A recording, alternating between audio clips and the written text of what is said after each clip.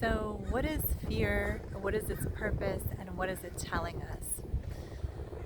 Um, Fear is an emotion based on a thought that we're thinking. So, we could have a thought, I can't do it, I'm not going to have what I want, I'm not going to get the job that's fulfilling and satisfying for me, this person that I love is not going to respond in a way that's going to feel good to me. It could be any number of thoughts that produce fear, and within each of us, those thoughts are different because we come with a different set of backgrounds and experiences that dictate what we desire and what we think will make us feel good and make us happy. So, in the moment that we feel fear, it's an indicator that the thoughts that we're thinking are out of alignment with what it is that we desire, or you could say out of alignment with our true self. About a week ago, I posted a process that I've cobbled together from a lot of different information that I've read from different teachers, but basically, the process is that when you feel the emotion of fear, you identify how strong it is, and then you go through a series of questions to basically back yourself out logically from what you're afraid of. So, for example, let's say you think, I'm not going to get the job that I want. You feel fear on a scale of 1 to 10, maybe you feel it out of 4. Then you ask yourself, what is the thought that I'm thinking that is creating the fear? So maybe it's something like, I won't be able to afford my rent, and then I'll be out on the street and I won't have any money to eat. Or it might be something as simple as I'm not satisfied with where I'm at and I don't want to continue to stay there. So whatever that thought is, you can write that thought down and then ask yourself, what is in alignment with what I want?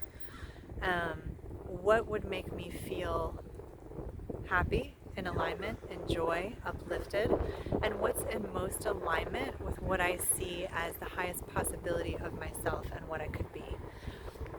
And you could come up with something like, it doesn't matter what happens in this particular with this particular circumstance because I'm moving in the direction that I feel good about, and eventually I will find something that I love.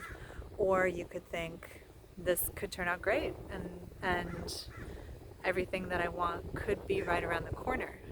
Depending on the thought that you choose and the thought that you believe, it has to be something you believe to be true, that will dictate how easily you're able to move into a different emotional state. And then you can ask yourself, how could I be? What way of being could I be where this fear wouldn't even show up in my field? So one way to do this is to kind of think about your highest vision of yourself and your highest possibility of who you are, and then look at how am I being in that vision. And it could be something like unlimited. If I felt completely unlimited and completely in my true power, I would never be afraid of whether I got a job or didn't get a job because I know I can create whatever I want whenever I want to. And that what I want is just right around the corner all of the time.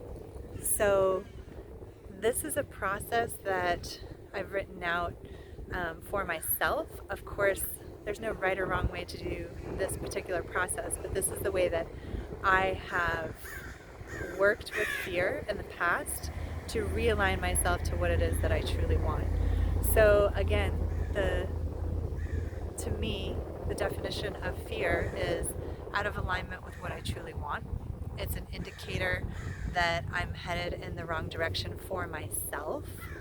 Doesn't mean that that's the wrong direction for other people, but it's just based on my past experience and my proclivities and what I desire. It's the wrong direction for me. And then moving myself into a place where I feel in alignment with what it is that I want. So this is the process to identify how strong the emotion feels, to identify the thought behind that emotion, to think about what source thinks about that emotion or what your highest version of yourself thinks about that emotion, and then to think about fully embodying that way of being so that this idea of fear is not really a possibility in your world.